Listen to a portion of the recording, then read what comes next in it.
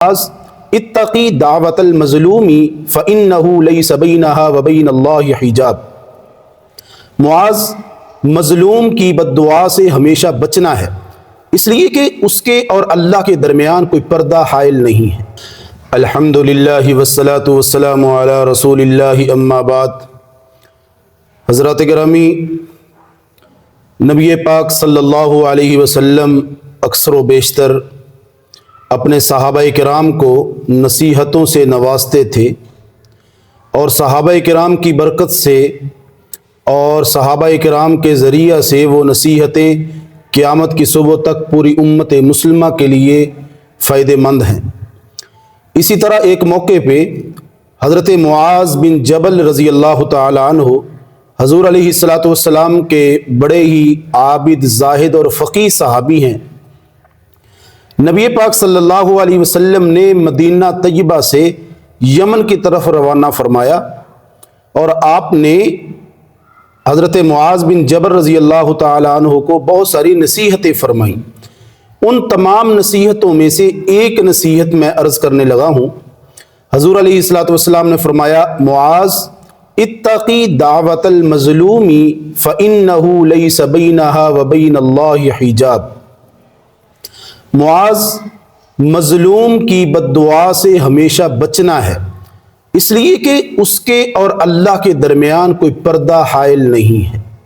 کسی پہ ظلم نہ کرنا کہ کہیں مظلوم دل کی گہرائی سے، اخلاص سے رات کی تنہائی میں اللہ کے حضور گڑ گڑا کے دعا مانگے اور اس دعا کی لپیٹ میں کہیں آپ نہ آ جائیں۔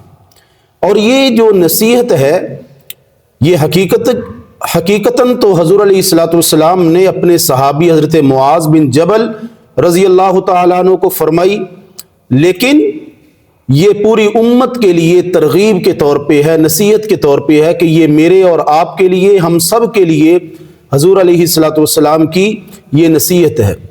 اسی طرح دوسری حدیث مبارکہ ہے، حضرت علی رضی اللہ تعالی عنہ اس حدیث کے راوی ہیں، فرماتے ہیں کہ حضور علیہ الصلاۃ والسلام نے فرمایا کہ اتقی دعوت المظلوم فإنہ بینہا وبین اللہ حجاب، کہ مظلوم کی بد دعا سے ہمیشہ بچنا چاہیے، اس لیے کہ مظلوم زیادہ سے زیادہ وہ اللہ کے ہاں اپنا حق مانگتا ہے، اور میرے اللہ کا اصول ہے کہ اللہ پاک حقدار کو اس کے حق سے محروم نہیں فرماتے۔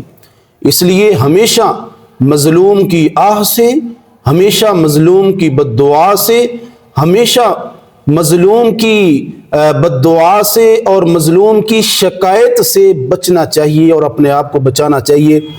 حضرت سعد بن ابی وقاص رضی اللہ تعالی عنہ کے بارے میں آتا ہے کہ ایک آدمی نے آپ پر جھوٹا الزام لگا دیا، تو آپ نے دعا کی کہ اے اللہ، یہ شخص اگر جھوٹا ہو اس الزام میں تو اسے عبرت کا نشان بنا دینا۔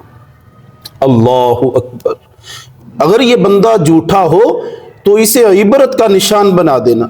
لکھا ہے کہ کچھ ہی عرصے بعد وہ انسان اندھا ہو گیا اور بازاروں میں گرتا پڑتا تھا، اور اس کی زبان پہ یہ الفاظ تھے کہ سعد کی بد دعا کا میں شکار ہو چکا ہوں، حضرت سعد پر میں نے جھوٹا الزام لگایا تھا۔ حضرت عمر بن عبدالعزیز رحمۃ اللہ علیہ کا کیا فرمان ہے؟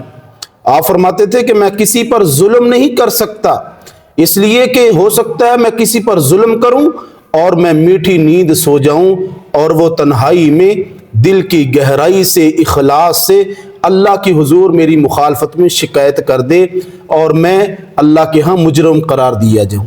تو اس لیے عرض کرنے کا مقصد یہ ہے کہ زندگی کے معاملات میں آپ کے ماتحت بہت سارے لوگ آئیں گے۔ اگر آپ آفیسر ہیں تو آپ کے ماتحت بہت سارے ملازمین، اگر آپ کاریگر ہیں تو آپ کے شاگرد، آپ استاد ہیں پھر بھی آپ کے شاگرد، اگر آپ مکان بنوا رہے ہیں تو مستری اور مزدور، اگر آپ کسی فیکٹری کے مالک ہیں تو آپ کے ماتحت بہت سارے لوگ بیچارے کام کرتے ہیں۔ تو نہ کسی کا حق دبائیں، نہ کسی کا حق رکھیں، اور نہ ہی بیجا کسی پر ظلم کریں۔ کیوں؟ اس لیے کہ حضور علیہ الصلوۃ والسلام نے فرمایا بخاری اور مسلم شریف میں، اتقی دعوت المظلوم فإنہ بینہا وبین اللہ حجاب، ہمیشہ مظلوم کی بد دعا سے بچو، اس لیے کہ مظلوم اور رب کے درمیان کوئی پردہ حائل نہیں ہوتا۔